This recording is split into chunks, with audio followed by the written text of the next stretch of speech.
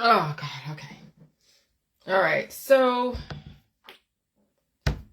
let's figure some stuff out. So, good morning, everybody. Let's just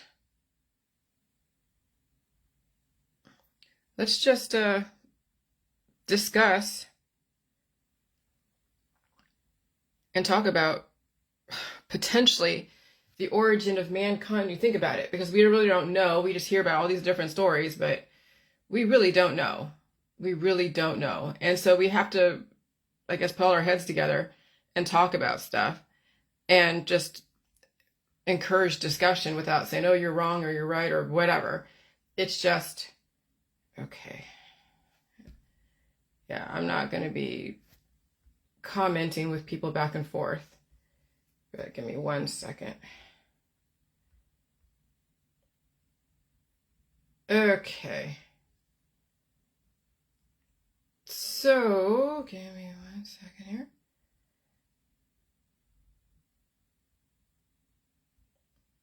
Block. All right. Anyone that wants to talk to me during this broadcast, you're going to get deleted. I'm not here to get picked up on by strange men. All right. All right. Okay. So, let's just figure this out. Sorry. There's a lot going on in this world, I'll tell you what. All right. So, what the whole point of the J world is, okay? The whole point of the J world is to get back to whatever original form that you were in, but what does that mean? Because there's been so many mutations. I don't say mutations, so much of additional characteristics to help you survive and also to develop the diversity. But from what I've gathered, a lot of diversity is can be very like a suffering, okay? And so then you got to think about, okay, so once you release those demons, whatever's in your body, that's the whole point of the J world, is release the demons, get back to your original programming, whatever that is, and you'll see it, because we don't know what the original, but that's what I'm like speculating, like about albinism and everything, is that's when minus the melanin, because there was when you think about it, having no melanin, they say that you're still pretty healthy with no melanin, but of course you'll need to have some melanin when the sun comes in, but maybe you didn't have that programming initially to trigger, and so then you have to go and evolve to getting that melanin in your body from the sun. Okay? And so that's the thing, is that is the white hair, like when my hair is getting white right now, and the programming is breaking down in my hair, is the white hair programming going to be kicking in at some point with me? And I'm sure it will be.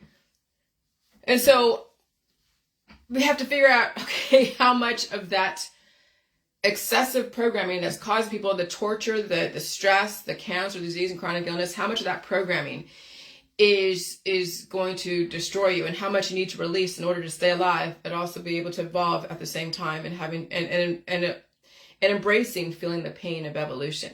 That's really the main issue, is that we have so many humans out there that have never really suffered, when you think about it. And when they have suffered, they've always tried to stop the suffering.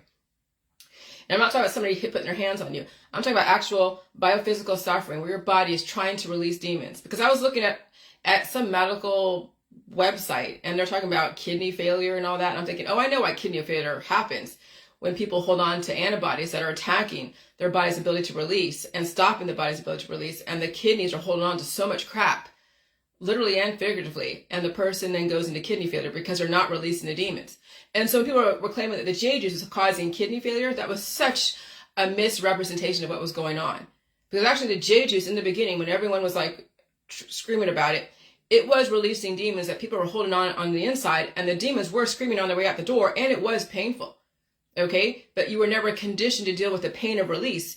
You're only conditioned to hold everything in and let the system go and release things for you, using cutting instruments, using aggressive elements, using, machines and all that. And they never taught you how to release on your own. So when we did the whole J world in the beginning, the body needed to release so much stuff, and it did, but people were mischaracterizing the release process And so they were saying, oh, she's like releasing all your inside. She's doing this. I mean, you hear what they did back 6,000 years ago when all the slaves were so in awe of the gods that knew shit and knew how to manipulate the population. And so the slaves made up stories about who the gods were, and it would go viral in the slave population way back 6,000 years ago. And that's how people were able to worship stuff and demonize stuff, because they didn't understand what was going on. And so they made up a story about it. That's what happened in the J world. That's what happened 6,000 fucking years ago. Times haven't changed. Humans have not changed since way back when, and even today.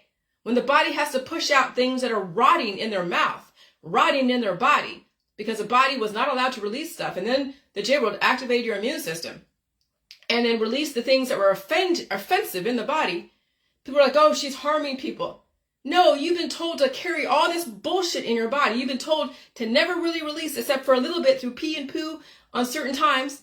But you're not supposed to sweat really because you get antiperspirant. You're not supposed to be coughing. Then you get anti-cough medicine, cough suppressant. You're not supposed to be sneezing. You get anti-sneeze medicine, or whatever that is. You're not supposed to be blowing your nose, so you get anti-mucus medicine, Mucinex. You're not supposed to be diarrhea, so you get Imodium AD. You're not supposed to be having a stomach ache, so you're getting all this shit to go and attack the things that are trying to help you release the process. Oh my God. You have been told never to fucking release. And the holistic world did that also to you. It wasn't just the medical system. The holistic system stopped people from releasing. So they have all these little antibodies in your body from those herbs and extracts that were causing then the fornication, because the positive and negative coming together creates a little tiny baby. And that little tiny baby could be a microbial baby, a juvenile cell, that's not allowed to be released in the body when you think about it, because when the body wants to push out all those little babies out of the body, the person stops the body from releasing. And so then now they're so now full of all these different diagnosable conditions, and then they're blaming the system, which I understand. You should blame the system on some level because they didn't teach you how to release. But you're blaming the wrong thing, some of you. You're blaming the V's. The V's give you life, but you have to learn how to release. Okay, the system tries to give you life on one end, or then allows you to think and characterize the certain therapies as something that's deadly when it's not. And then when you are asking for the anti-everything medication, anti-this, anti-that, painkillers, herbs and extracts, and you're asking to destroy your own life. So while the system on one hand can give you life, right, and they'll try to force life on you, and life, the system, the government gives you life. But then the people who have been psychologically manipulated are asking to destroy life. And so that's the system's ploy of depopulation, is that they give you life through the V's, give you life through all the different things and modes in the system. And then when you don't want to feel the pain of release, just like when a mother gives birth to a child, it's painful. People don't want to feel that pain of release. Then they ask the system to stop the body from releasing. They ask the system to attack the life in the body through oncology, through remedies, through surgeries. And that's why we're in a mess. That's why we're in such amounts of diversity. And when you think about it, diversity means a lot of suffering. And so then that's why they're asking for tolerance, because they know so many people are coming into this world at an extreme deficit. Can't walk, maybe can speak, but can't do certain things. And so that's where the tolerance for handicap and all that. But also some people are cognitively unaware, cognitively, challenged. And so there's a suffering there because they can't take care of themselves. Somebody's going to have to watch over their every, move and what they're doing and babysit them until they pass away. And what is that from? Well, yeah, the medical system and the holistic system has developed so much diversity in the population. And then also the fads of disfiguring yourself so you can fit in. And so, yeah, we're in like a type of Babylon type of shit, okay? We're in a type of Babylon. And so what the whole J world aims to do is to allow you to be tolerant to the pain of release and the pain of retention. No one's putting their hands on you. No one's doing anything. You can ask the system to help you figure out your alimentary canal if you're too afraid, and help you feel okay with feeling all the release symptoms like heart attacks and strokes and seizures and, coughing and sneezing and all that stuff. And so the system could help you understand the release process if the doctors learn how to reverse everything they've done and teach you how to release on your own.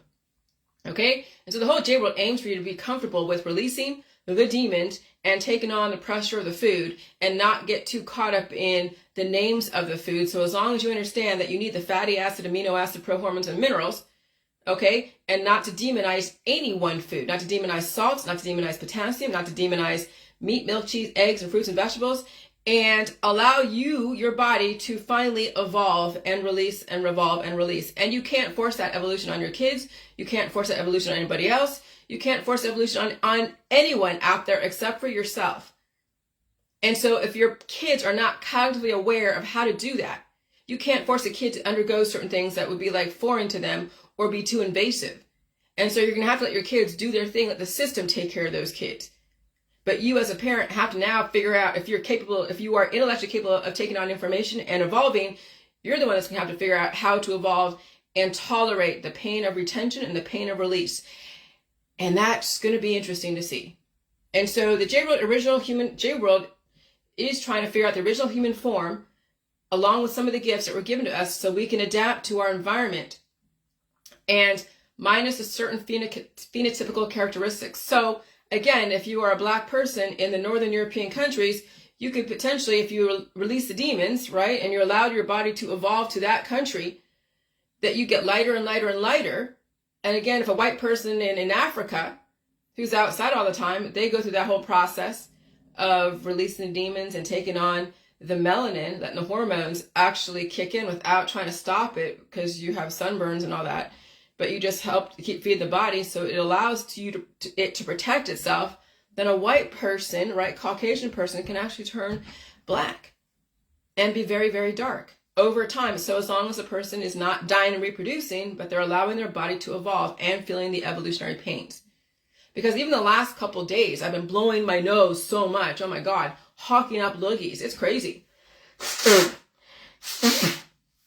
I have to keep opening up my system up here through my nose, and this right here, there's right here in your nose, you can feel it.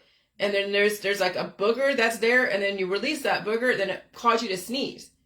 Okay? And so that opens up here. And so sometimes in the morning when I want to trigger my system to open up, I manipulate the system up here and then down there as well. And so there's 2 trigger points that I discovered up here through the last couple weeks because I was influenced by the environment, and it caused a lot of aggressive growth, and it also caused a lot of hives. But I also was able to release the demons through my nose and through my poop and sleeping and eating and all of that. And so that's how you're going to fucking survive, is when you understand the trigger points in your body to release the demons. And then of course eating all the food.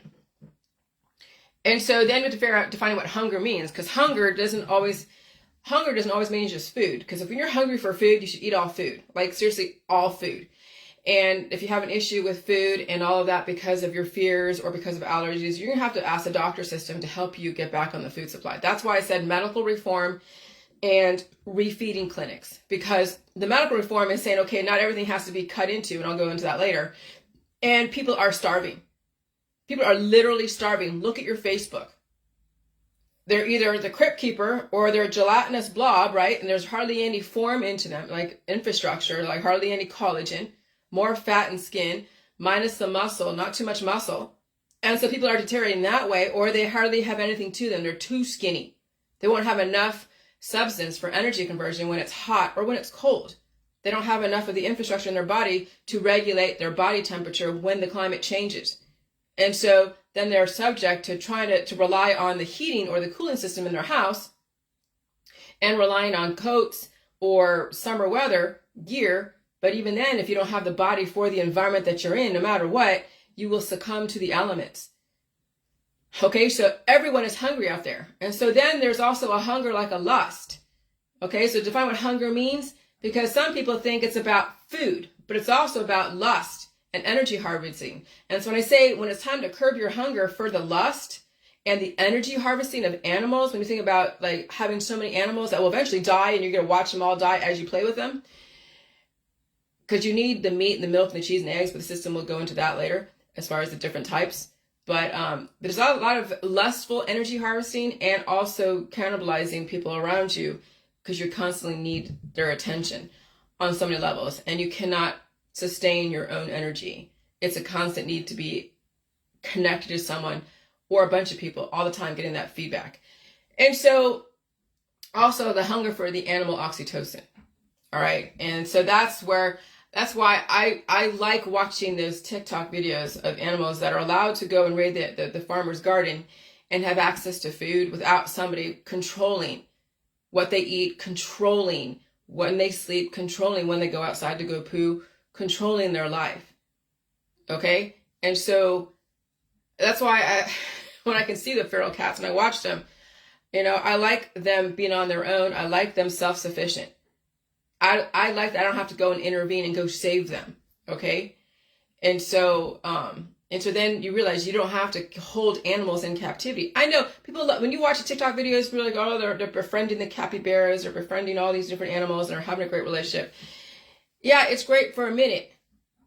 It's great for a minute, but then eventually people say, well, if they didn't get in captivity with this person, then they would have died in the wild. Well, that potentially could be true. Absolutely. But then this is what happens. This is also what happens. The ones that are strong out there, they'll keep reproducing. And the weak ones will go to the wayside. It's when you keep reproducing animals that are weak. And so what happens is that someone adopts an animal, like a zoo. Let's say, for instance, the animal was the weakest one out of the bunch. So there's a bunch of babies out there, and the weakest one couldn't make it. They were lagging behind. And so a zookeeper goes and captures that animal. They're like, oh, okay, we have a runt here. So they weren't strong. And so then they go and reproduce that baby that was weak. Okay, so what you're doing is you're interfering with Darwinism. Darwinism is the survival of the fittest. When you take a weak baby and you go and capture it, and then it's under your slavery, and then eventually it'll die because you'll probably spay it. But then if you allow it to keep reproducing, then you're having a bunch of weak babies out there. They're going to be suffering. And so that's why we want to let things out there in the wild, stay in the wild, and let Darwinism figure out the strongest and let the strongest survive. But what happens is humans go in and intervene and take the weakest one and then keep reproducing that weak one or capturing it. And then it's going to suffer anyways, because once the environment changes and there's shit in their genetic line that's not going right, then they're going to get the veterinary system to go and do more shit to them. And that's where it's fucked. And so I enjoy watching the wild animals outside of my house, and they could be even feral cats. And they are self-sufficient. They are fucking strong. And if they have strong babies, great. But I'm not going to go get a feral cat and go get a baby one that's run to the litter and then bring it into my house and save it. Okay? Let the wild be the wild and let humans be. But we have intervened and we have caused a lot of suffering to only ourselves, because then we get desensitized. Then we become the wild animals. Then we become, and so I know there's that fine line between doing good and saving something so it doesn't suffer. But I'll tell you, the wild is about suffering to be strong. That whole line of animals needs to be stronger. But we humans, we keep doing things to go and instead of allowing nature to do its thing and understand the survival of the fittest. That's even in humanity here. We're saving people, we're saving animals and saving this. And what we're doing is we're reproducing so much weakness.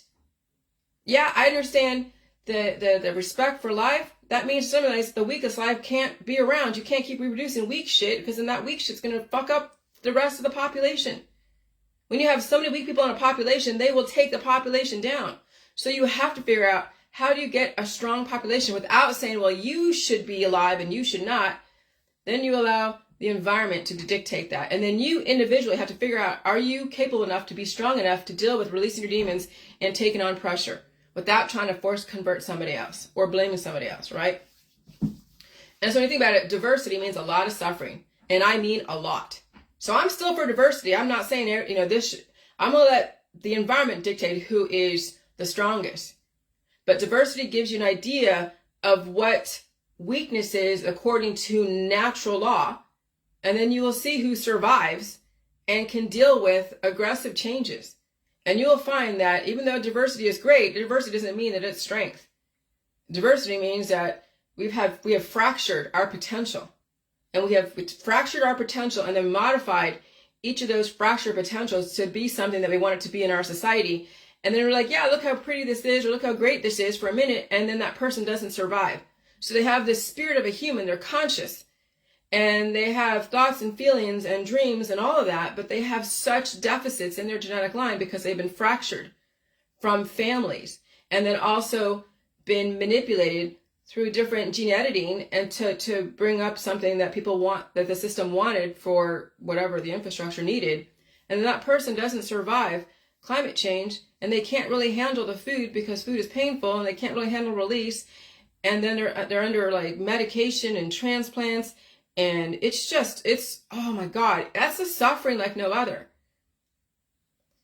And so can you have a very strong human who is intellectually capable, who is, I mean, that's why we're going through this great reset, because they've done so many human experiments and animal experiments, and now it's up to 8-9 billion of us to figure out, who's going to be the strongest during this crazy ass climate change. And so then it's the microbial war that we're in. And so when you think about it, also back in the 1960s, they have developed such diversity. Yes. They figured out how violence can cause people to be obviously violent and to be serial killers and bullies and all that. And then they have to figure out, how do they program bodies to be antibodies? So when you think about the system giving you the different therapies to help activate your immune system to develop antibodies, right? So that's the therapeutic way through injections. But then there's also programming people to be an antibody. And through the love, the hate, the violence, through physiological, intellectual manipulation. And so when you think about who the Mansons were back in the 1960s, the Manson clan, and what they developed, the system developed with him. And then, of course, he was influencing young, naive girls, pretty girls from the Midwest, pretty girls from the country, the suburbia, and just found a way to capitalize on their wants, their needs, their desires, and maybe even save them from the family that was alcoholic or drug addicts or something. So we knew that was going on in the post-World War II. And so then the Manson clan was developing the antibodies, or actually activating the antibodies. So you had antibodies like beautiful girls that don't know what their purpose is in life, right? And then the system activated the beautiful girls, beautiful boys, activated with all the trauma-based programming, and then they reproduce. So when you reproduce antibodies against the system, either beautiful girls and violent boys and violent girls that are selling sex, drugs, and rock and roll, then you get the built-in antibodies that people in your world will go and try to take you out through their love, through their remedies, through their surgeries, through their activism. And that's no different than somebody programming certain VACCINESs to activate your immune system to develop antibodies against something. Okay? But that's still producing life. What kind of life is it producing? That's the thing. And so then we see people then producing antibodies against the system because they had so much trauma, medical trauma, physical trauma, drug trauma, and then that becomes the built-in antibodies. And then you have to fight those antibodies in your world. And they could be your friends, they could be your family, they could be your pastor, they could be your priest, they could be your professor. And so then you realize, holy shit. So our parents got the Manson clan, and we get their children, the reproducing antibodies, right? And so our parents receive the values of the Manson clan, and we get their children and their children's children, and then who were taught the values of the Manson clan. And now you see why society is going where it's going. That's the built-in depopulation agenda. When you develop antibodies in the population who will find a way to sell you so much sex, sell you their drugs or alcohol, sell you their religion, their politics, their science dogmas, sell you their herbs and extracts, then you realize the system developed so many antibodies in all of the religions and the politics and science, then you realize what world you live in. Because the system had to develop that to keep the population under control. That's what happens when you have an immune system in your body. You develop antibodies against things that are trying to attack it and cause it harm and all of that. And so when you're compromised already, and then you already have issues, then you have to employ the system to develop those antibodies for you or help you employ those antibodies. And that's what all the VACCINESs are. And people are already at a deficit when they receive them and then they get an immune response, they don't know how to respond to it, then they're on the blame game. Okay? And so that's pretty interesting to see what's going on. And so not only do the system develop antibodies that will sell you death and sell you destruction and sell you surgeries, but also sell you starvation. Sell you, be afraid of this food, be afraid of that food. That's the whole be afraid of the lab cultured meat, right? Because people don't understand what the elements that make up that lab cultured meat is no different than what that meat out there in the wild is, or in a factory farm. And so another part of the antibody programming, when you think about it, and all the beautiful girls and the beautiful boys, or the boys that are like, oh my God, I'm going to be a self-ascribed Charles Manson cult leader, and I'm going to make you afraid of food. That's an antibody built into the population. That's programming people to be afraid of food. And you see that all over your Facebook. You see people who are programmed to destroy not only themselves, but their population by trying to program people to starve themselves. Program people to not only starve themselves, but do harm to themselves through the medical, holistic energy healing world. And then you see why I'm pretty much alone. Because everybody has been programmed to be antibiotic. Everybody, until somebody figures out how to reverse that antibiotic and turn themselves to be probiotic, but also release the demons without attacking life. Because cancer is life. You don't want to attack life. You want to release it. So how does the system release those demons? Well, that's the thing with the system. So you are in charge of your own life and you release the demons. You don't attack life. You just release them. You don't do any oncology and all that or surgery. The system has to release demons too, but they can't do what they did back in World War II or the Cultural Revolution. So what do? They up the heat in the environment and cause a lot of chaos when you think about it. And people who don't survive that kind of heat and survive that kind of climate change, then their spirit gets released. Their body is basically done. Their spirit gets released into the other side. So then it's like when you go and put you go and recycle the recycle bin and there's a trash bin. I think there's the same thing, recycle and trash. That's what happens, is that when you put documents into the recycle bin or into the trash on your computer, it's not part of your main situation. It's being cordoned off into the further, into the upside down, if you look at Stranger Things. Okay? And so that's kind of what's going on. The system is now recycling people. They are putting their bodies are basically defunct because their body isn't strong enough for the energy conversion. The spirit has to go somewhere because that's energy. Well, it goes into the recycle bin. It goes into the trash. And then maybe it might get recycled back into the mainstream again if it's able to find a way to do that. And so the system can't do what they did back in the Inca days and the Aztec days. No, now they're going to raise the heat or develop war. People voluntarily go to war and die in war, or they get conscripted because some countries have conscripted people, all the men and the boys, to go fight a war.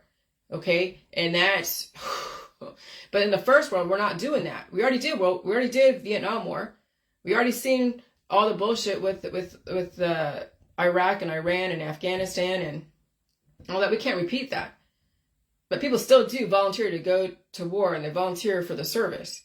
And then they are government property. They will be mobilized wherever they want them to be mobilized and do whatever. I was in the military. Believe me, I know. And so now you see the antibodies built in. The military is a built-in antibody. The medical system and the holistic system is a built-in antibody. All the activism is a built-in antibody. And then you're like, holy shit, everybody is antibiotic out there. Everybody is. And how do you live despite being surrounded by so many antibiotic people who believe not only they should die someday, but they're selling you everything under the sun. They're selling you sex, herbs, and extracts, and operations, and pills, and powders, and supplements, and detoxes. And they're selling you all the different drugs. And they're selling you death. That you should die someday, and here's my religion to prove it. Here's my politics to prove it. Here's my science to prove it. So when you're surrounded by everybody that's all about death, how do you fucking stay alive despite all that when everybody has been programmed to be antibiotic all around you? Even though they're alive, they are already advocating that this is me. They're only here temporarily and they justify it through whatever, through that someone told them they should die someday, or through their religion and spirituality. Now look at your Facebook. Now you look at how you're surrounded. Now you look at, it's not just one person, one problem, one thing. No, it's everybody. It's the family that is so antibiotic because a family is a fracture of their potential. And then each family member has been genetically modified. Not that it's bad, but then they have to release those demons and bring on the substance, become whole again. And do they have what it takes to do that? Many don't. Some do. There could be the strongest one in that family that has more of the substance and the intellectual capability to understand what's going on. And you can have one person that's like that, and then you have 5 others, if you're in a 6-person family, that don't fucking get it. And when you're around 5 people who are constantly telling you that you should die someday and eventually, and here, do this, this, and that, and here, come and hang out with me and party and this and that, and then you're like, dude, I'm not going down that road. And so a strong person could be taken down by a bunch of people who, if they don't realize what's going on. And so when you realize what's going on, and you're the one that really and gets it, and you have the strategy and the ability to bring your life back, then you have to leave those 5 people who are constantly telling you that the world is antibiotic, the world is anti-life, and that they're anti-life. That's the world you fucking live in. That's the J world. That's why the J world has been so crazy for people, because we really have figured out that this is what probably happened even back in the Noah days, when the Great Flood, when the system was washing the world of all the things that weren't strong enough to deal with stuff, and they were wreaking havoc and causing so much stuff. And so when I said,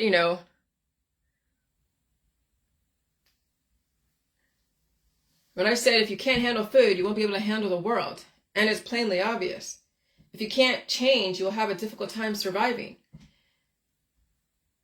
And so that's a pretty blatant statement, because look at your Facebook. People can't handle change. And they're blaming people, a lot of people.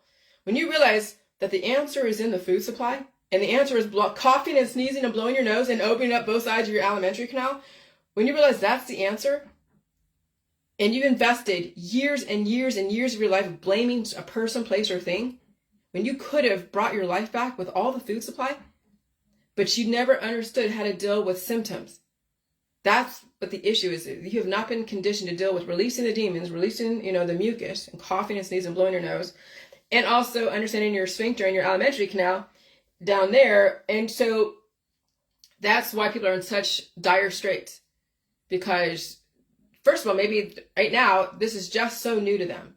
I'm seeing people come back watching me from 5 years ago, when they were blaming me for shit in the anti-V world. They tried my protocol, and then I activated their immune system, and either teeth fell out, supposedly, or they had heart attacks and strokes and all that, and they were still alive. Nobody died except for a hospice fucking patient the system couldn't wait to fucking use. But nobody fucking died from fucking salt. They all died because they were so decrepit. People die because they are starving. They're dying because they're so at a deficit. They're dying because they can't handle the immune system activation, and they're starving again. Okay? And so that's the thing, is once you realize that you have been so bamboozled by the system that wants you to self-destruct, literally, and be so distracted. And then you realize you can't save your kids, because you can't force convert your kids into figuring this shit out. You can be the representation. And you're going to have frank discussions with your child. And sometimes these children have issues that you can't control, and you're going to have to elicit a doctor. That's why I'm saying you need to petition the medical system to develop a refeeding clinic, because you can't do it all, parents. You got to take care of yourself. And when you figure out what the system has done, especially the medical system, then you're going to ask them, please reverse everything you've ever done with all of your pills, your powders, your supplements, your detoxes, all of your painkillers, all of the things and the surgeries. And you want to use the food supply to repair the fucking damage. And you want to be able to feel comfortable dealing with symptoms.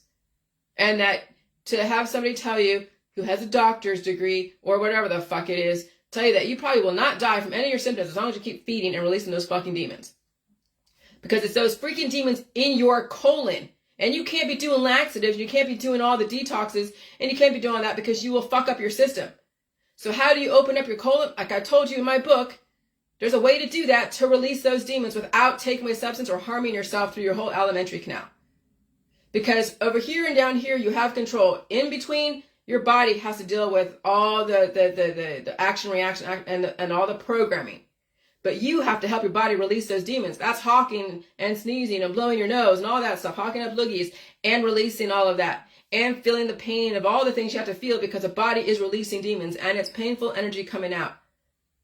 And when people are not prepared to do that because they've been totally scared away from feeling anything, scared away from energy, scared away from life, well, then they will, when they ask the doctor, hey, bring on the pain, and they're like, well, I don't want to feel pain, the doctor can be like, what the fuck?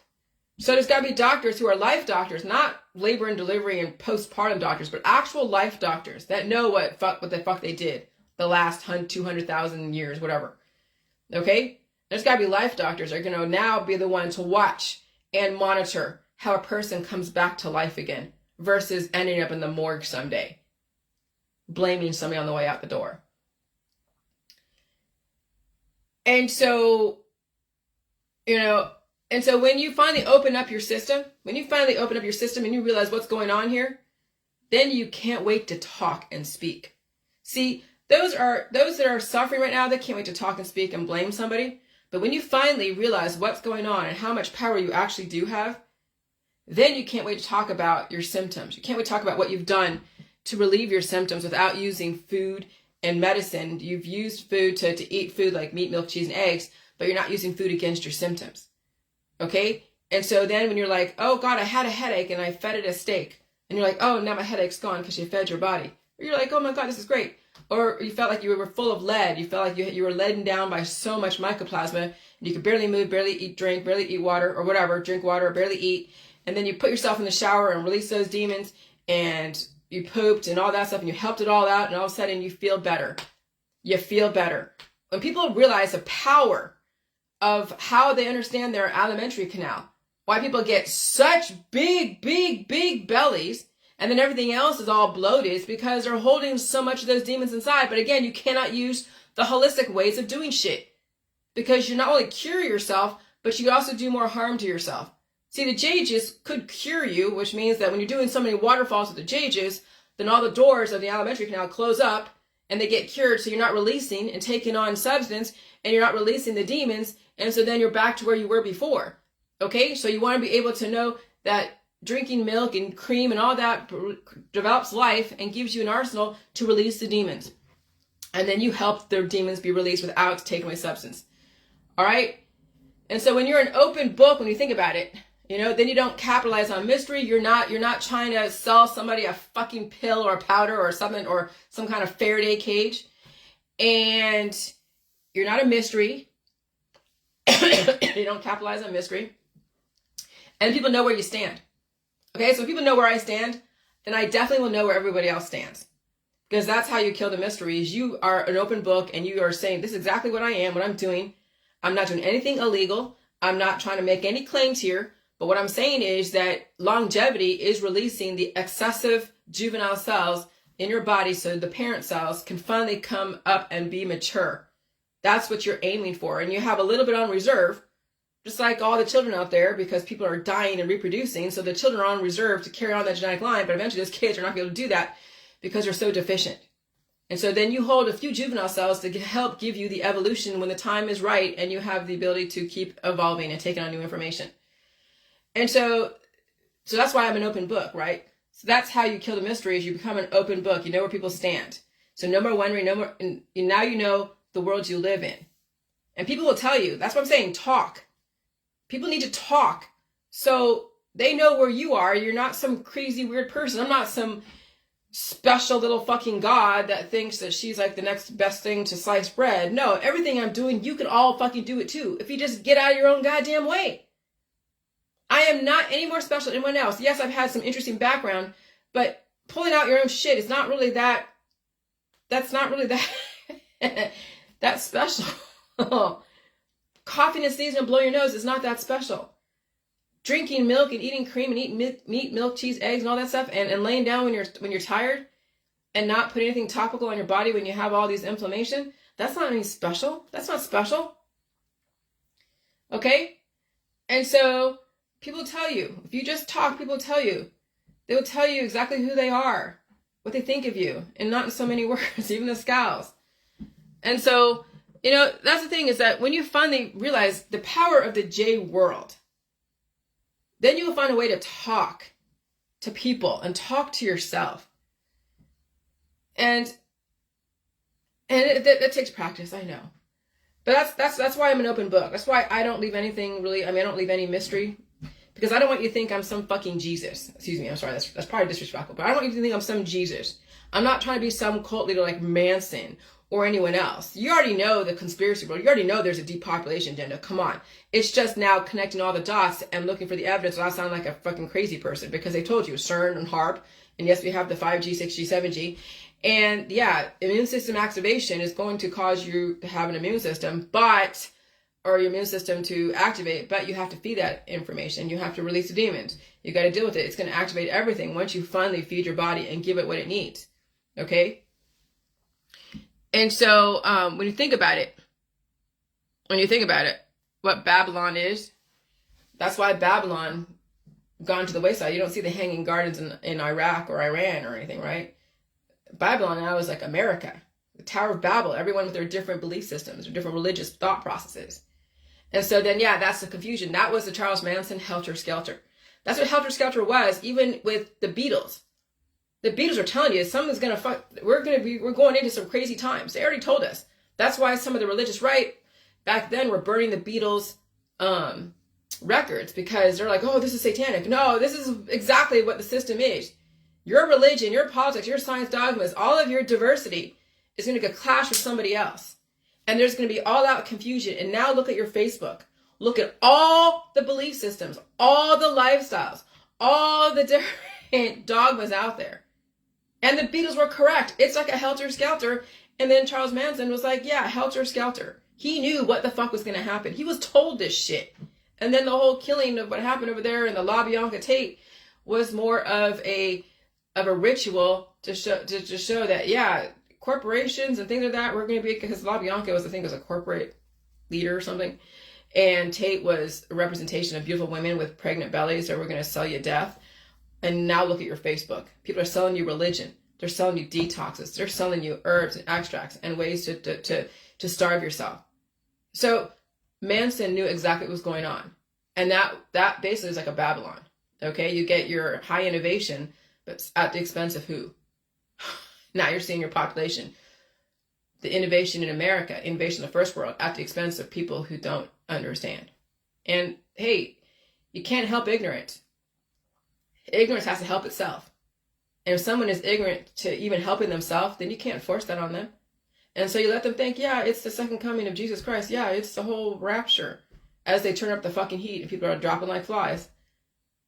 Fine, you gotta let the ignorance do what it does. Ignorance is gonna have to fucking become not ignorant. And if they can't, then they can't. And you can't fucking change people. And so then you think about what happened 6,000 years ago. Imhotep, 2600 BC, and he was the first physician. He was a chancellor for Dozier out there in Egypt. And he was the architect. He was an engineer. He did, he's a smart dude. He was under 20 years old.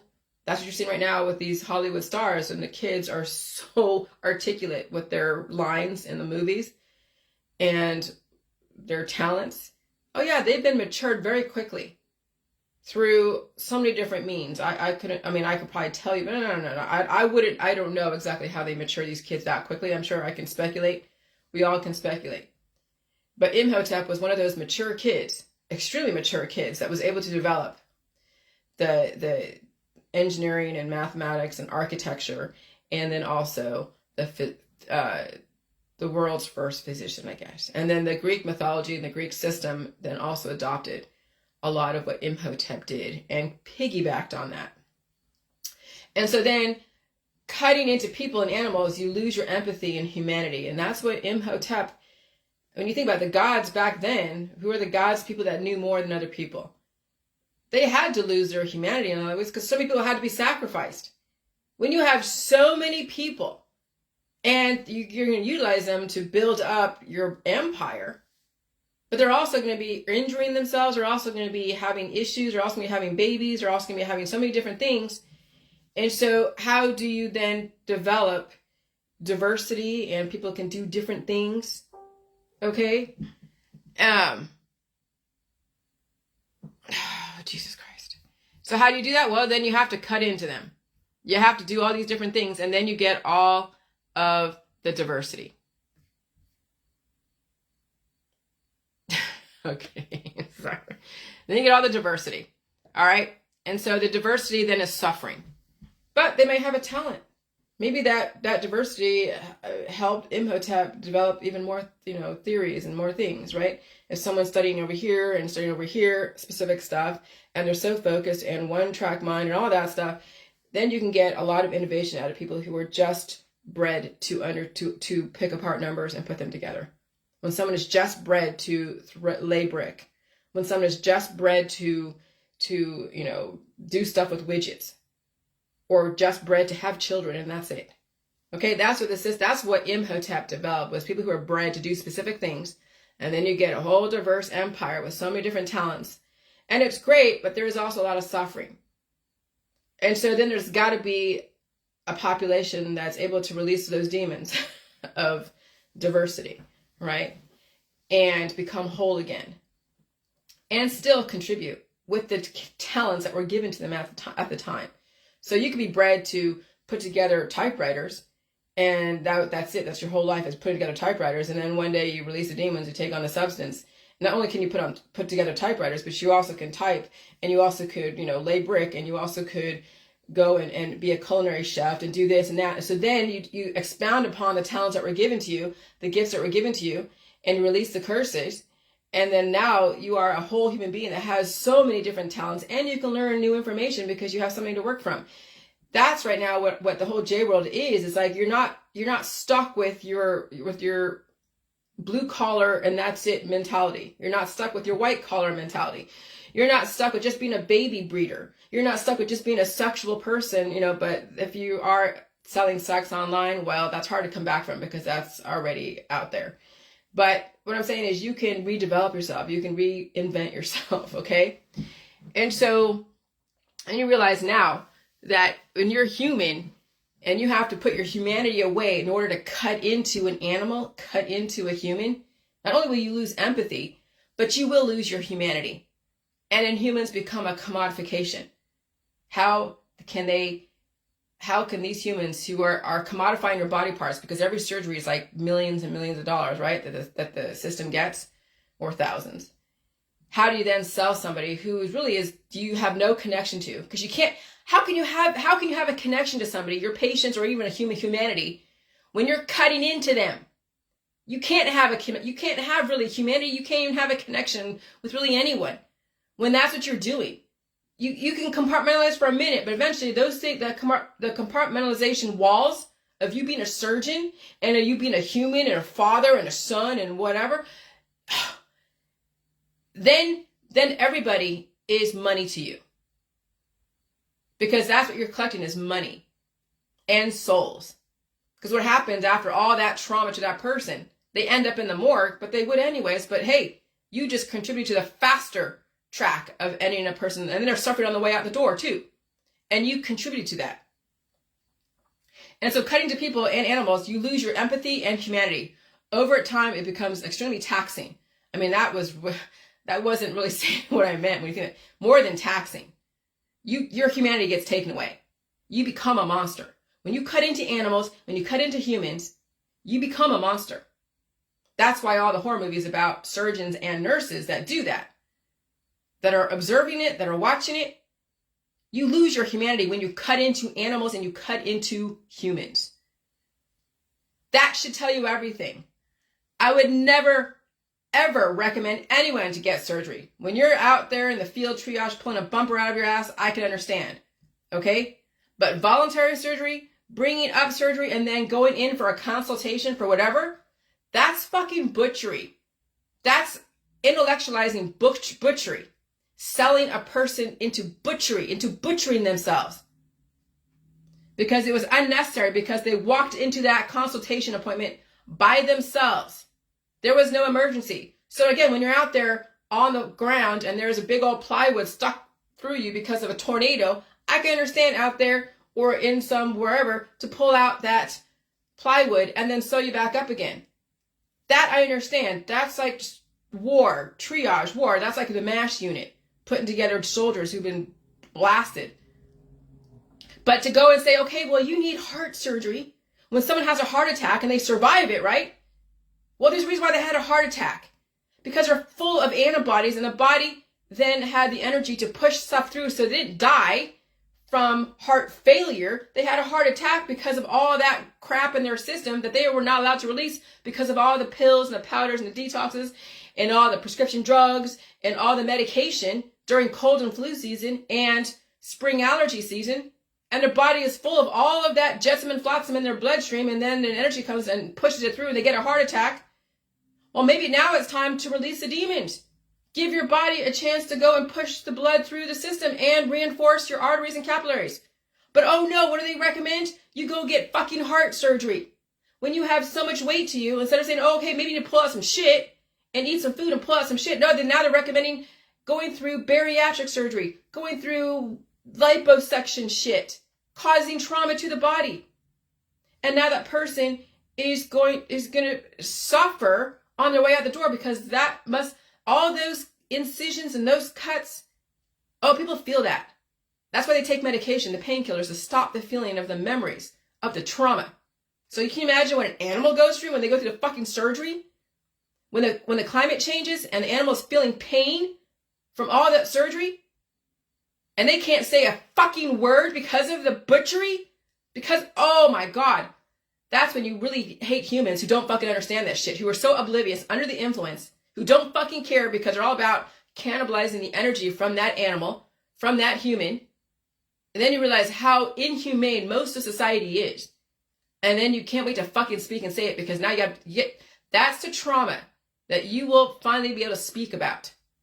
But until you release your own trauma, you can't speak about that, because that's just too much.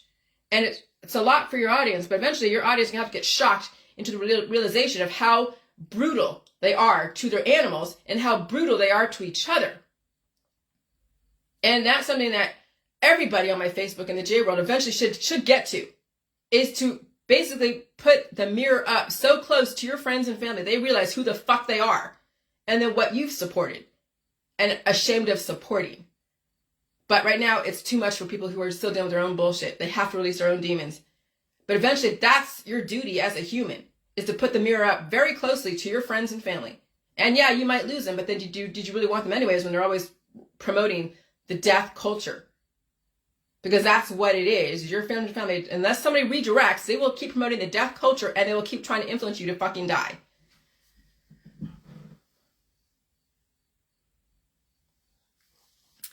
All right, just because someone has a sudden event and they live through it does not mean surgery is the answer at all. But in a system that commodifies body parts, that will be the only answer for them, and they will sell you that answer. And so when I read about, I Googled something about, do physicians and surgeons, do they feel bad about cutting into somebody? I just asked that to Google. And then this is what it brought back. Overall means score of empathy was found to be 98.8 plus 2.9 range, 46 to 138. The empathy in physicians was found to be greater than surgeons, and the difference was statistically significant. Mean score of the fatigue was 50.6. The fatigue level in surgeons was greater than physicians, and the difference was found to be statistically significant. Strong negative correlation was observed between empathy and fatigue. And then conclusion, overall, physicians had a better empathy than surgeons, while fatigue scores were higher among surgeons. Fatigue associated with empathy decay. Okay? The research provides an understanding of empathy, deterioration of other factors responsible for it. And so, yeah, surgeons lack empathy. Doctors have better empathy, but still, they're part of that system. But when you're cutting into somebody, you lose your fucking humanity. And when you're talking to a surgeon, you're not talking to a human. You're talking to a fucking monster that's want to sell you every single freaking surgery they can, because it means millions for their goddamn hospital. And so when your friends and family and you are advocating surgery on your arm, on your leg, on your head, on your whatever, and you're walking and talking, you're being sold butchery. You are being fucked up. Literally. And you're going to be suffering. That surgery is not the fucking answer. It's the goddamn food. It's the rest. It's releasing the goddamn demons. But you will gain more demons from all that fucking surgery. And then what you do to your animal with the surgery, That will oh my God, when you finally feel what it's like to be that animal and that human undergoing that kind of fucked up butchery, and then also feeding a cat or a dog or a human antibiotics, anti-life protocols, and you finally get your humanity back, you will have a rush of guilt, remorse, and you hope you can handle that energy conversion. That's why people are under the influence. That's why they have to be monsters. Because it's the only way they can operate in this world, because they cannot face their own inhumaneness. They cannot face their humanity. They can't. And when you realize that in your own world, in the J world, I'm talking about to the J world people, when you finally realize what it is you participated in and what you are releasing and what you're taking on, and then you look at your friends and family, then you can't help but fucking speak. You cannot help but fucking speak, and even my videos can speak for you. But some of you are too afraid to even show my videos to your Facebook line, because you can watch my shit, but when you actually share my stuff to your timeline, now you're gonna see people you don't want. You're too afraid to see that, and I'm telling you, the fear is what's going to destroy humanity. Somebody's got to fucking speak up, because let me tell you, I'm not trying to convert people, but I'm trying to show you, put a mirror to your face and show you what you have done, what you are doing to animals and humans and children, and you claim you fucking respect life when you absolutely do not. That's what I'm advocating, is medical reform. I'm advocating people fucking face their inhumaneness, face what they've done to their children, and they should stop blaming other people what they've done to their children. Okay? Because they purposely put their children in the medical system. They purposely put their children in the holistic system. They purposely go and stunt the growth of their fucking children. And they have the gall to blame somebody else when they actually have responsibility for their fucking child and the responsibility to take on new information. And when you decide not to take on new information, you have no one to blame but yourself. But I'm telling you, the surgical system is the butchery system. The veterinary system, the butchery system. And then you have all these bleeding heart fucking liberals and bleeding heart right-wing people advocating more butchery to themselves, their children, and their family. And they go and celebrate that shit. And they collect the skulls on their wall. They collect the animal skulls and they collect the human skulls. And they paste it all over their walls. And that's like pictures. And it's all over their goddamn Facebook. And then you get tired of looking at the skulls people are building day by day by day. You get tired of all the animal skulls people are collecting day by day by day.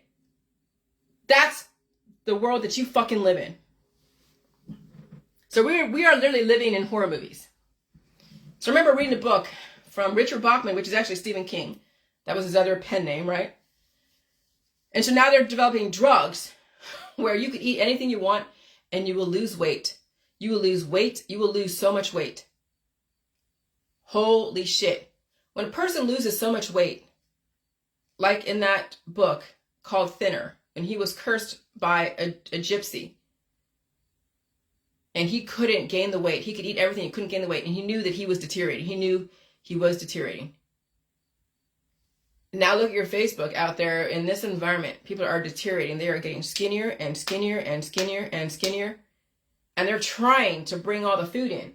But you have to release those demons, the curses in your body causing you to lose that much weight and not take on the substance. And then when they're developing a drug to do that, to have you lose so much weight, like Ozempic and even more than Ozempic, that's the curse. See, we are literally living horror movies. This is also the depopulation agenda. Out of control hormones, the desire to look like a skinny fashion model, and everyone relying on drugs, the ultimate suffering. Okay? And so, yeah, there is this drug that's going to help people lose so much weight. And they won't realize that, oh yeah, as they're really skinny, and then there's an energy conversion, and they have weak vital organs. That's the other depopulation agenda. And so, and this is what I'm saying. People say, oh yeah, before you save someone, make sure you're not interrupting their karma. Oh, that's so fucking vindictive. Fucking vindictive.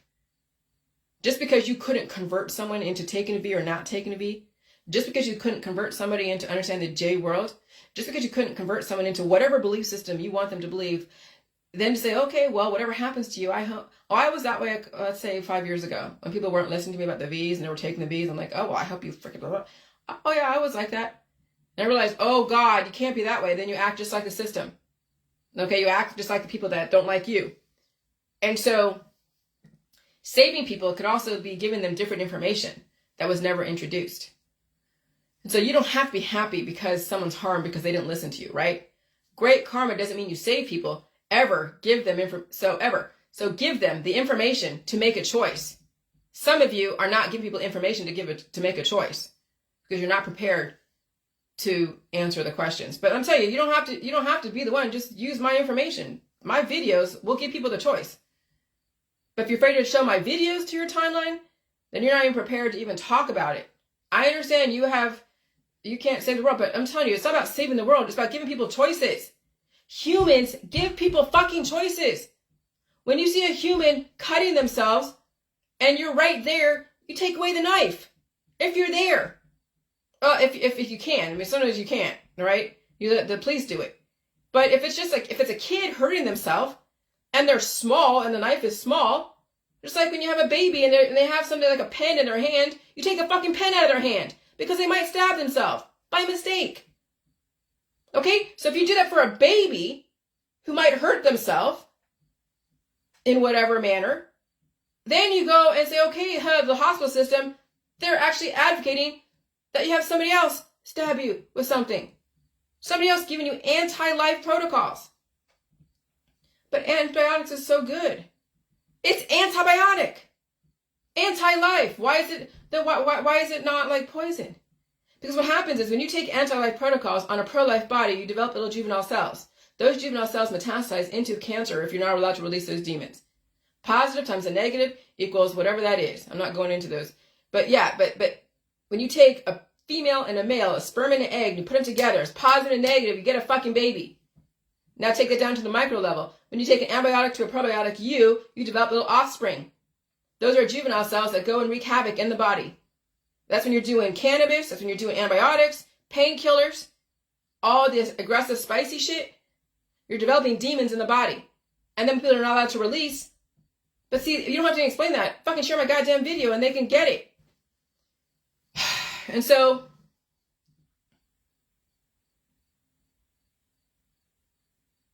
great karma means you don't save people, ever. Give them information to make a choice. Not manipulate them, but give them information to make a choice. And you can still respect them even if they don't choose, even if they choose differently. So yeah, some of you are not going to share my videos and I get it. I'm not going to be mad at you. I understand. But I still can, be like frustrated. Okay. And so anyway, so everybody has a choose how they want the world to be. And I get that. I can't force convert people. But I can still speak about it. And I will still respect the fuck out of you. Okay. So you can still respect them even if they choose differently. But since you've given them different information, will they respect you for your information? That's kind of the issue. People don't like people who give them different information. But no matter what, everyone deserves a choice. And they deserve to know who they need to petition to help them make that choice if they can't do it on their own. And you give people the power to save themselves. Because the systems does have the answer. You just have to be savvy enough to understand where to find the answer. And so when you petition the AMA to go and do medical reform because you want to have a refeeding clinic, someone to oversee your process of getting back on the food supply, releasing those damaged cells, those demons. So if you say you're an amputee and you want to regrow your arm, well, you want the system to oversee that process. And you are aware of the pain you're going to be in.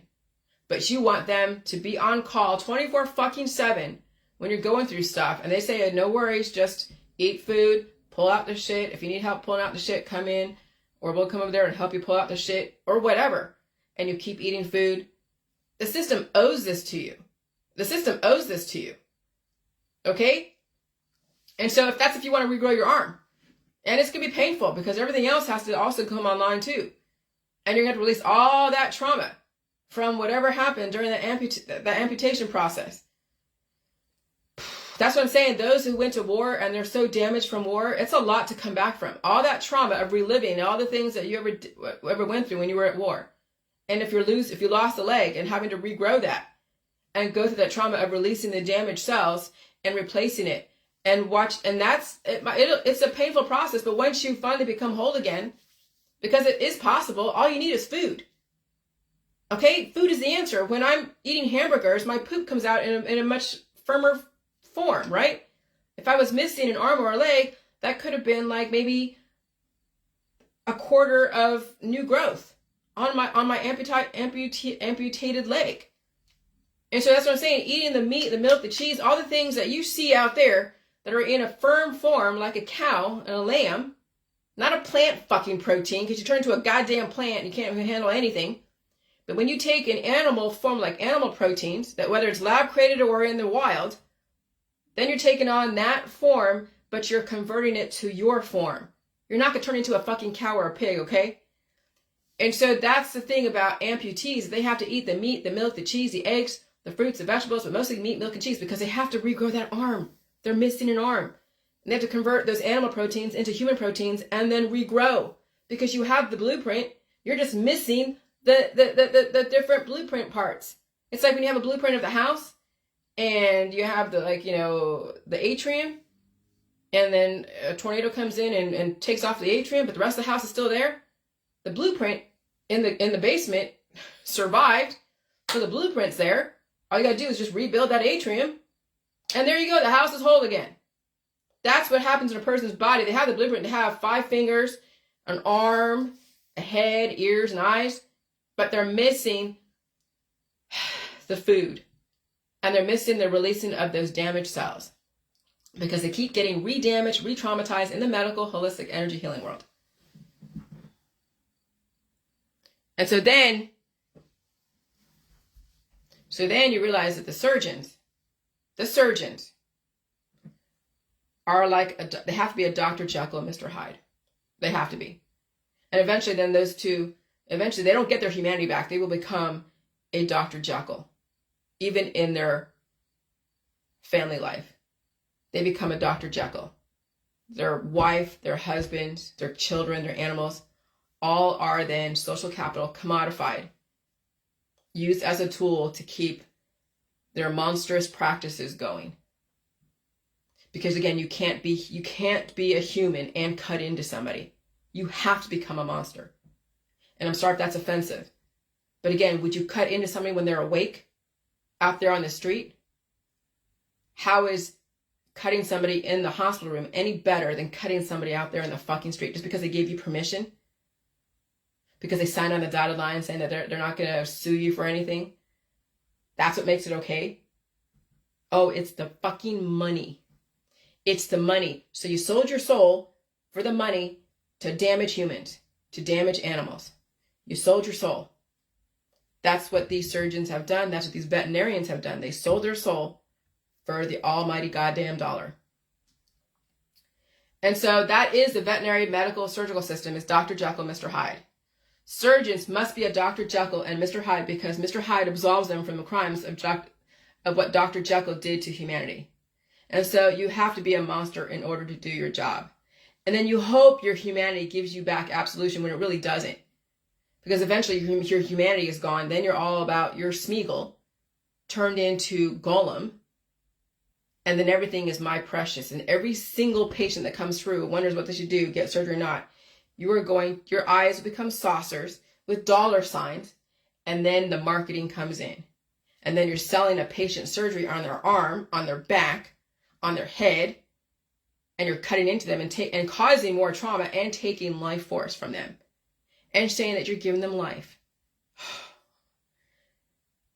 And so, when you finally face, when you're a dog owner, and you finally realize what the veterinary system has done, and you watch your pet go through the pain of trying to figure out how to come back from all the surgeries, I will probably be the only one in the world that has seen what the veterinary system has done to an animal. Why is that? Because people kill their animals before they're able to come back. And then you see the evidence of the veterinary system. They kill their animal, or their animal dies. See, my animal was alive through all of her different seizures. She was alive through all the different release processes. Okay? Her fur came back, but she had hyperkeratin, which means a lot of fur. And her nails were what it was. Her nails were always growing a lot. Those were always our issues, that she had a lot of nails that were growing up before. And so finally, when she released a lot of those demons, and her body wanted to come back, because she had the nice fur, the nails weren't growing as fast, and then this fucking tumor. The tumor came back that she had before. And it was getting bigger, but I figured maybe it'll finally release. But no, it kept getting bigger and bigger. And then you saw 2 holes. One hole was where she had the laparoscopic surgery for the spay, and the other hole was when they drilled into that tumor when she was asleep. So then I got to visit and see, and so did my husband, and so did somebody else that I showed on private messenger. I won't say who, but she saw what the vet system did to her. She was trying to come back. She was trying to come back and become a whole person, but she couldn't because of fucking vet system. She had to revisit that surgery. She had to revisit that. That's what you do to people when you cut into them. And then they want to become whole again down the road. All those antibiotics fall away, right? Because that's all fake fucking healing. It's not even real. And so then the system changes, or the environment changes, and all that fake healing goes away. Then that facade goes away. And then you see the damage. Then trying to fill in that hole with proteins, with food. Not literally like filling the hole, but when you're eating and releasing. That is a lot of fucking work. But if she didn't have those goddamn surgeries, she could have probably become a whole animal again. She'd probably still be here today. Because she looked younger. She was doing well. She was getting rid of all of her anxiety around water. So the veterinary system is the butchery system. Oh, and so is the medical surgical system. And so I did allow death once with a dog. I can't collect any more dog souls anymore, or skulls. I'm preparing to witness building of the human skull wall. It's already all over Facebook, and I can't help that. This environment is so energetic, and people are not getting my information, and it's too late for some people. I am surrounded more by people than I am by animals. And so I'll have to get extremely strong, but I will never be desensitized to death and violence. Okay? And so Netflix gives me a mirror of out there. And so now you look at your Facebook, all right? Because art imitates life, life imitates art, and Netflix will show you, especially watch Van Helsing, all right, when you see how monsters are created and developed. It's not just from someone doing violence and bullies, it's also somebody taking on the doctor god-like situation and getting so much money for it. It's the greed that makes also monsters too. Greed develops monsters. Look at the drug industry, whether it's illicit or in pharmaceuticals. Greed develops monsters. So then also, you look at all the saviors out there trying to save you from Jillian, save you from Salt, save you from V's, save you from whatever, right? And so the saviors equal souls, because they're always getting in souls, and also skulls. So the saviors collect souls and skulls. So when you ask for a remedy and you have 60 people recommending you a remedy, you are collecting 60 souls and skulls plus your own and your family, because then you'll do whatever it is that you choose, and your family will then be taken down notch by you. And then look at the hospital system, look at the holistic system, look at the surgical system. They claim to save you with the help of politics, religion, and science. That was the whole stem cell with George Bush Jr. saying, "Oh yeah, I'm going to give money to all the stem cell stuff, more stem cell transplants bullshit." And people are tortured at the end of their life because they're so decrepit, and they're forced into stem cell transplant when they're in hospice or palliative care. And so then the doctor goes, "Well, we probably shouldn't have done that last stem cell transplant because that person was even more tortured towards the end of their life." And the person still died anyways. And so they were a human experiment in the medical system, in the surgical system, in the stem cell transplant bullshit system. So look at the hospital system, look at the holistic system, look at the surgical system. They claim to save you with the help of politics, religion, and science. That was the premise of The Walking Dead. And look at the saviors all over Facebook, collecting souls and skulls and calling it life, when all they're doing is just feeding on the souls, the blood, with absolutely no intention to keep anything alive. And they keep you around to keep feeding on you and your soul and your blood, like those vampires who tie people up to 90-degree angle boards and drain them of their blood while it's dripping in the pail. Basically, Sam was keeping people on tap. So when you have all your friends and family that you can go to all the time to give you something, to make you not bored anymore, and to go drinking and smoking and all this other shit, you're keeping people on tap and you're sucking the life out of them. And so they keep people on tap. Having friends and family is like keeping people on tap to drain them of their blood, their energy, and their soul. Because no one is trying to release the demons and build up life. They're all expecting to die someday. So now when you look at everybody out there who's expecting to die someday, then you see them feeding on each other like rabid vampires. And it's all dressed up in like, oh, this is love, this is human connection, this is empowerment. You see all the buzzwords to keep people in that death trajectory, in that vampiristic persona, okay? See, everything is better with friends, right? When you're bleeding them dry. Yeah, why do you need the friends? Why do you need the friends? Oh, because you need that human connection because you're lacking. I get it. You need to have somebody keep feeding you the energy. It's energy harvesting. Because when you think about it, what do friends do? You all go down the ship together because you all expect to die someday. So then when you have acquaintances, because you're very careful not overstepping your boundaries, you have a respect for people's space and their own personal life. Then you might see a different society. But no, we have people who are so sucking the blood out of each other, and they're constantly having to serve somebody, because if they don't serve that person, then they're going to look bad or look like they're mean. Then they have to go and apologize for not. That's what I'm saying. I don't want friends. I really don't. I want acquaintances that have respect for space, respect for limitations, respect for certain things. And friends don't. They have expectation and they cross boundaries all the time. They're like, oh, well, then you're just a mean person. You weren't raised right.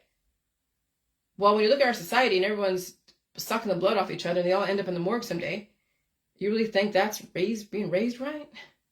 It's all, I guess, relative to your outcome, what you're intending to outcome. And so they keep people on tap. Having friends with him is like keeping people on tap to drain them of their blood, their energy, their soul. I want equals. I don't want someone that I have to fucking keep lifting up. And I don't want someone having to keep lifting me up.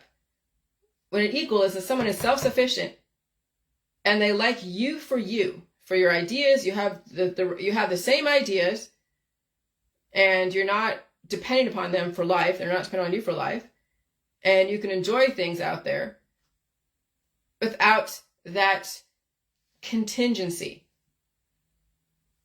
Well, there is a contingent. For you to have an acquaintance, you really definitely, they have to be very self-sufficient and have something to offer to that relationship. And then at this point, a lot of humans don't have that ability yet to offer something without having a contingency somewhere in the background. Because just to be with someone, to hang out with someone, talk about stuff, it's very hard to do that. Because what are you going to talk about? Except for everything that's being done out there. People's health issues, all their distractions and their addictions. Oh, and how many kids they have and how great their kids are. And, oh, my kid is doing this, doing that. I mean, it's great, but when you know the outcome, that they have predisposed issues and they have other issues, you see where the parents are and where the grandparents ended up. So then you're like, oh, that's great. It makes it hard to really enjoy the world as it is today. When you know in this environment how aggressive it is, what the outcome could be sooner or later. But that was even before. Yeah, but I was also asleep before then. I was also expecting to die someday, but I wouldn't want to die that day. And then you finally wake up to what humans are dealing with today, and some people don't realize what's going on, and they're just all oblivious over the rainbow, like they've been electroshock therapized. So they're like just their head in the clouds, speaking in a breathy way, or all about love. And you're like, oh, I just can't deal with society. Or they're all under the influence. So then you get to watch it. But I want people to know exactly where I stand. Because then you have another option. It's not just what you've been doing. You have another option. But don't make me the enemy because you have another option. That's the thing. Am I judging people? No. I mean, people say I'm judging. But no. You were never given the other option. And when you get mad at the system that we've all participated in, with the butchery of the surgeons and the antibiotics and the veterinary stuff. Because to me, my dog was forever. My dog was forever. She wasn't going to be something to be replaced. She wasn't just for entertainment. I treat her like a member of the family. She's on the bed, she's on the couch. I catered to her.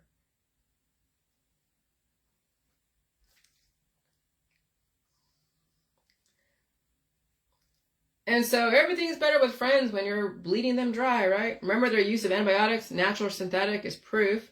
The use of the surgical system to butcher their friends and family and animals. And of course, the fear of food, intentional starvation by the grandmother and the mother, intentionally destroying her own family. That's the vampires in your society, and you are surrounded. And when they want to convert you, they troll you or bite you and try to turn you, just like a vampire. And then when you point this out to people, they hate you for pointing out their vampire behaviors. And so when I wore that pink shirt yesterday with the white skull I wore on Facebook Live as a symbol of what people are supporting in their homogenized life of resistance. People do stack skulls on their walls and photo albums as they support generational human sacrifice. And so my shirt yesterday was a reflection of everybody. So now we have the chance. We have the chance in the J world, because there's nowhere else out there in the world. I swear, nobody out there in the world. You have the chance in the J world to figure out what your original prototype was, with a few gifts of adaptation. And then the gifts of the information that you learn how to do stuff, right? Typing and playing with computers and all that. But phenotypically, you will see yourself change.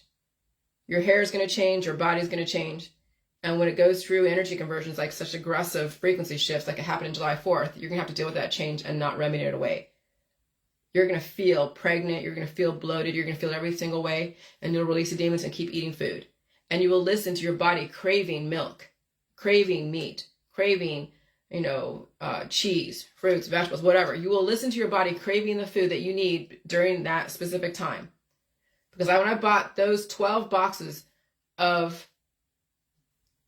8 boxes, I don't know, 12 boxes of ice cream sandwiches, I have 2 boxes left from this last month. I had so much ice cream last month, so much, and that ice cream carried me through. That cream carried me through. Okay? And so you can now get the opportunity to see what your original hair color was. And you will adapt to your climate. And it's going to take a lot of releasing the demons. It'll be like an exorcism.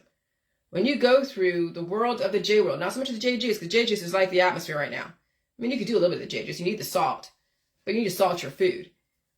But I'll tell you, when you finally do the J world, you will be going through an exorcism. When I'm hawking out loogies, like the last couple of days, I sound like I'm giving birth to a baby fucking Tyrannosaurus Rex. Like a baby monster. Because I am like, all of that energy is coming from the deep of my gut and giving the energy to hawk out those loogies. And when I'm sneezing violently and something is coming out. All right? So it'll sound like an exorcism. And if you're around people, and if you're not giving yourself the time, you will not allow your body to release. You'll keep everything in. And if you're afraid of what people are going to say, and you live in a house full of people and you don't have any privacy, well, you're fucked. Because how do you explain that you're going to have to release your demons? And you may be in that shower or in that bathroom for like over an hour, 2 hours.